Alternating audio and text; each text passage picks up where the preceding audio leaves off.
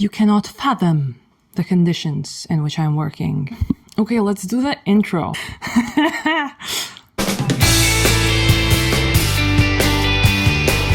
What is up, suckers? Hello there. I have a degree in developmental biology with a biochemistry focus. None of that makes me qualified to say the things I'm about to say. However, having survived a PhD mentally and emotionally for 5 years might make me qualified. Besides, when I got my degree, I reached out to my friends, my girls, my besties, and I asked them what they think I should be doing with my life now. And all of them said the same thing. Useless. But I love them so much. And then I thought, the world is scary. The world truly be scary. And I be out here engaging in content that helps me survive the scariness. Because God knows I need help. I need help to survive. Full stop. I need help to survive. And throughout the years, I have gathered knowledge, dare I say, well-researched information, intellectually and experientially. So this is an attempt to share that knowledge. I will lay out for you some weird-ass advice. It's not weird as it's weirdly specific. It's specific advice that is not this. It's different. It's for the girls. And if you're the girls, you know. It's stuff that works for me and stuff that I know will work for the girls if you're only willing to listen. Let me present it to you, by all means. It's kind of like a survival kit, like a toolkit. Jonas' toolkit to kind of get out of bed and stay out of bed. Here it is. First, find something that makes you feel insignificant. How quirky, how unexpected. And let me explain. I like thinking, and I've started thinking about death a lot. I also wrote about this on my Substack. Death is a very comforting thought to me. Thinking about my own mortality gives me a sense of insignificance, shows me the big picture, and puts me and all my joys and all my troubles into perspective. I think about how I am inevitably going to die. And this is interesting, actually, because as far as we know, us, the humans, are the only species that is fully aware about its death. A dandelion doesn't think that it's going to wilt and die. An elephant is not just like trampling along, thinking, I mean, as far as we know, maybe it is, but we don't think an elephant knows that it has a defined lifespan and that all its loved ones and its babies and the elderly elephants have a limited lifespan and that they will all perish one day. This is a big burden to live with. But we as humans are expected to live with this burden. However, this burden can ironically also lighten up our misery a bit. When I think about how I'm going to die and how the people I love the most are going to die and the people I hate the most are going to die. For example, people whose last names rhyme with rump are going to die. People who do evil in this world are sure to die. Poor little us, we are also going to die. And then, sure, the landlord increased our rent and maybe we're jobless right now. Purely hypothetically speaking, I don't know anyone whose rent increased and is jobless right now. I have no idea who that could be. But if I will die, and my landlord will die, and my beautiful little cat will die, all of those things kind of fade when I look at it from that perspective. I'm not trying to be all edgy here. I just think that there are ways in which we can feel more connected to the world around us. And by putting all creatures, all living things, us, the plants, the trees, the humans, the animals, on the same level and thinking, you know what, this is just a bunch of life that will complete its cycle and then that's it. And then a new cycle will begin. That just changes perspective. And changing perspective is one of the strongest tools in coping. There are mindfulness and meditation practices fully oriented on just changing your perspective on things. Like people go to therapy for years to develop tools that they can use to change their perspective when dealing with life. And for me, thinking about death is a radical change in perspective, a immediate snap that allows me to just see it all a bit differently. Things get too gloomy when I think about death, to the point that I'm like, this is too gloomy for me to carry on my own. And I start thinking about how actually we are all carrying this together. You see how it works? It starts from this thought of helplessness, but then it turns into something that shares the helplessness with every living thing around us. Find the thing that makes you insignificant. Let it snap you out of the harsh reality when you need it, and let it give you perspective when you need it. The next point that helps us girls get out of bed in the morning is the desire or need or the command to speak up. So my next thing is speak up. Speaking up doesn't mean yelling at your boss. Although sometimes speaking up is just a way for us to gain agency. If you're a girl, and by that I mean many things, don't you dare think that when I say girl, I mean just someone who literally identifies and is socialized as a girl. Many of us are girls. So many of us are girls. And I'm talking to all of you, to all of the girls. If you're a girl, you've probably haven't had many chances to speak up, have you? I bet you've been told once or twice to shut up.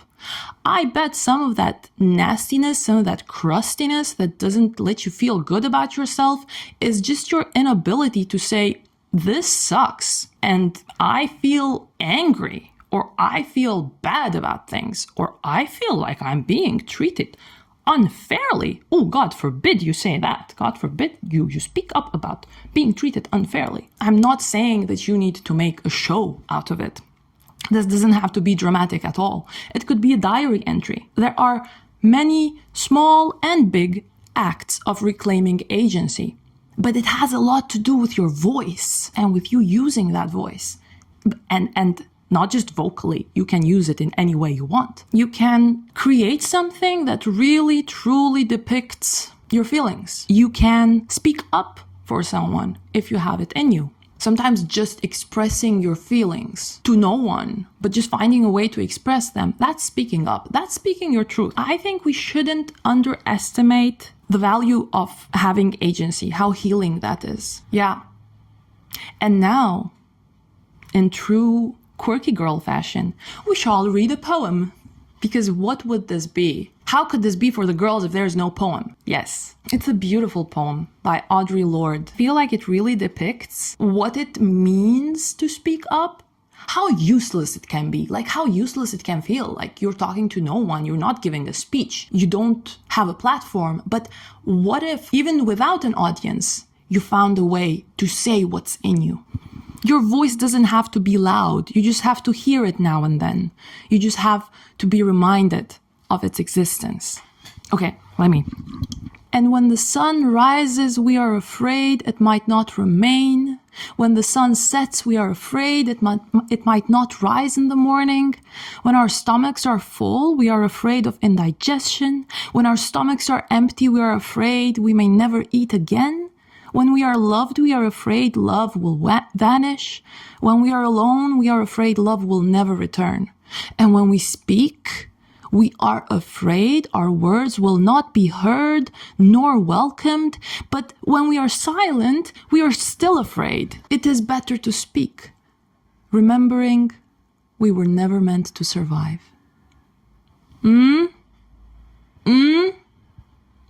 I think you get it. I'm sitting on books. The next point is called do a thing. Do one thing. It sounds random, it sounds redundant, it sounds silly, but it works. It works for me. You know what? It works for me. If you are a girl, you have adapted a certain behavior, which is a social phenomenon and is called learned helplessness, aka rotting, aka I can't, aka stop, aka I'm just a girl. Learned helplessness is real. You're rotting because you were put in situations that made you feel helpless over and over again. Our society is built to support a specific group of people, and everyone who doesn't belong in that group of people is minoritized, is in the margins.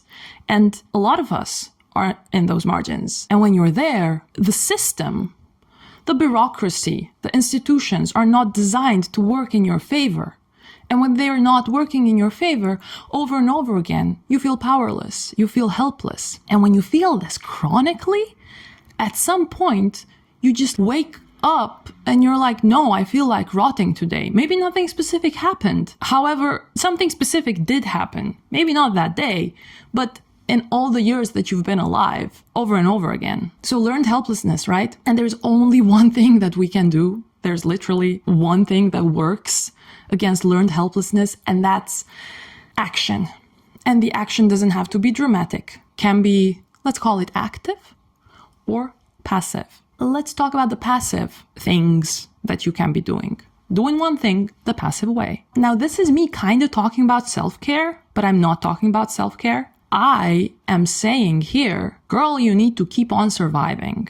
Because self-care is a capitalized concept. Self-care is about selling you face masks. I mean, it's not supposed to be, but it's really become that.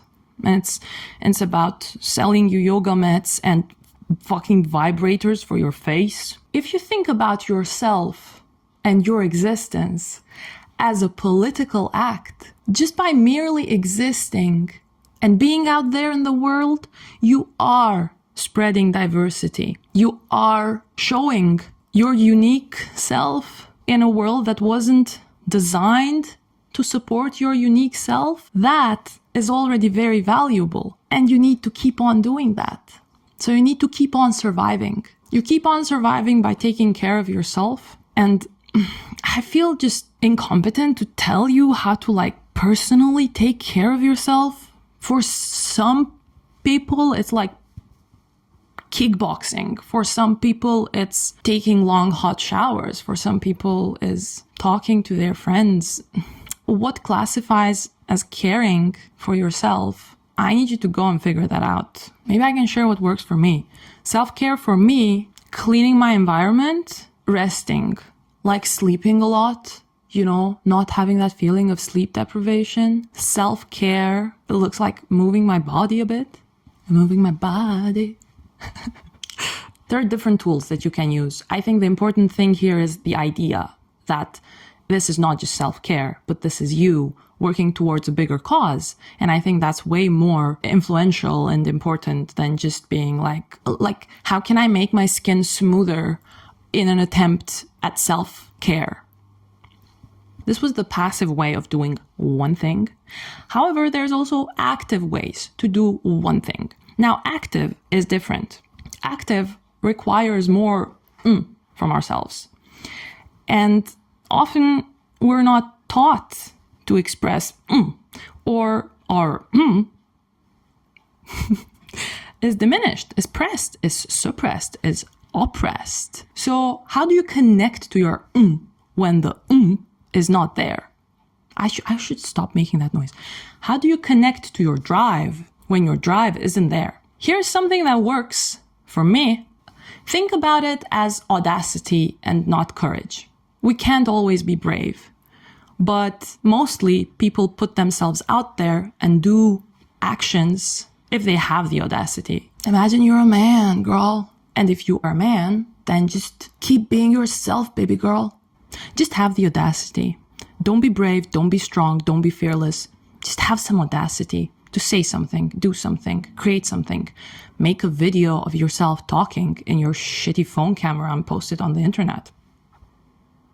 Often when we say we can't do something, it means we won't do it unless we can guarantee that we can do it perfectly. But the thing is that Perfectionism is not a quest to find the best in ourselves. It's a quest to find the worst in ourselves. And that will never allow us to do one active thing, which in turn will help us get out of our state of learned helplessness. Often we see people and we admire them, but I heard this quote by, I don't know the source. Someone very important said that the qualities you admire in other people, those are things that you have in you that you recognize in the other person, because if you didn't resonate to them, you wouldn't be admiring them in the first place. You know? It's in you already. Damn, straight up coaching in here. You got this. For me personally, the doing one thing is singing. This is the part where I break into song. I wash my face for half a day, but all the dirt it loves to stay. Nobody can see me up here again. I'm looking down, I want to jump, but I back away. I've got another day in me. Forgotten souls will be okay. The garden grows in frozen rain. Forgotten souls, we can't lose faith. Have some faith. Oh, oh, oh, oh, oh, oh, oh, oh, oh. And this is just because it works for me, but I can also explain how it's like physically and physiologically releasing stress. First of all, this is my way of like speaking up, releasing my voice and hearing it out there. It gives me a sense of agency. I exist. I can release my voice and it will exist in the room that I'm in. And that's enough. And then it's an active exercise of breathing. This really makes me control my breathing and deepens it. And this is also shown and proven to really help you combat stress and just general nastiness in life. Singing also makes your vocal cords vibrate, and this makes your body vibrate. And this is a very calming effect on the body. This is why we like hum to babies when we want to calm them down. And this is why cats purr, because they are trying to regulate their nervous system. So it's a proven way to really regulate the nastiness that's going on in here. And then it's manifesting in here. Body and brain is all one, you guys. It's all one. The next step, deal with the stress, not the stressor. This is a funny one. This is an interesting one, because aren't we really used to just solving things, solving problems, doing a lot of emotional work, a lot of managing work, a lot of mental work, unrecognized work, unpaid work in our families, in our communities, in our jobs, literally unpaid work. We are used to dealing with stuff. And we are good at that, and we think that if we just solved whatever is causing us stress, the stress will go away. However, that's not the case. The stressor is the thing that is causing the stress. However, when the stressor is gone or dealt with, the stress will remain. This is researched, and the idea that the physiological effects of stress linger in the body is not a new concept. Okay, let's say your boss yet again canceled a meeting. You've been trying to get feedback for months. You sent him 3 emails, 4 emails, 15 emails, talking to him about how it's important for you to get his feedback on time and how you would appreciate it and it helps you work better. And you did all the stuff. Like you did it so nicely. You did so good. But then, yet again, he cancels the meeting and you're just, that's stressful. Now, you could send him another email. You could try to make it clear to him that this is exactly what you're talking about, that this kind of unreliability is not allowing you to work or do your best at work and da-da-da-da-da. That's all valid. And there's a time to do that and it's important to do that. However, what are you doing to deal with the stress that is accumulating in your body? Because that's the thing that is actually making you feel bad, not your boss. So I would say do whatever feels right for you. Deal with the stress. Go for a run. Vent to a friend. Honestly, go and do that kickboxing class. Do that. Take a break. Go out in the sun. Roll in the grass. Pet your cat. Do anything that you need to make your body and yourself and your mind feel good. Dance around, jump around, punch a pillow. Think of ways. I mean, it's mostly physical exercises. It's mostly somatic exercises that release stress. Even silly things like shaking, jumping around, or doing breathing exercise. I'm sorry, I'm bringing breathing into this, but like breathing really helps you guys. Doing chanting, because that reverberation that you do when you chant or when you release noise with your vocal cords and like low frequencies, like going like that sends a vibration throughout specific nerves in your body that calm you down and regulate your stress response and activate the part of the nervous system that is associated with being calm. Check out somatic exercises that can work for you. It's a whole field in psychology and in therapy that is very useful, especially when we're talking about feelings, emotions stored in the body. Do this.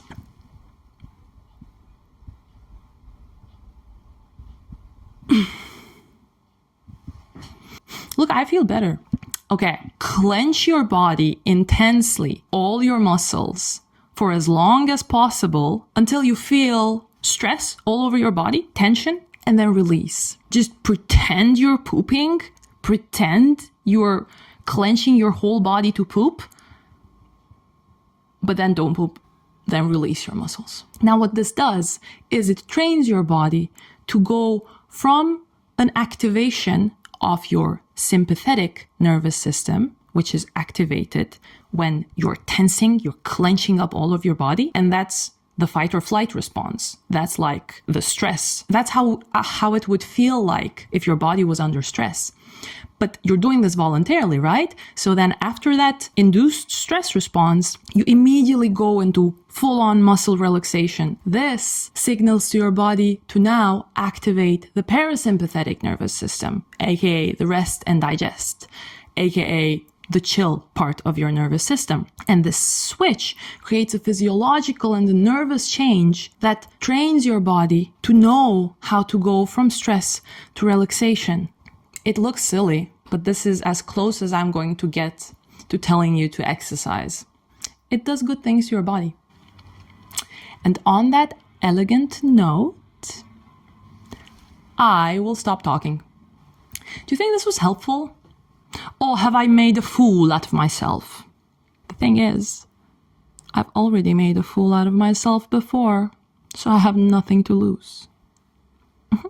To all my STEM friends, don't laugh at me. Don't laugh at me. Stop it. Instead, subscribe.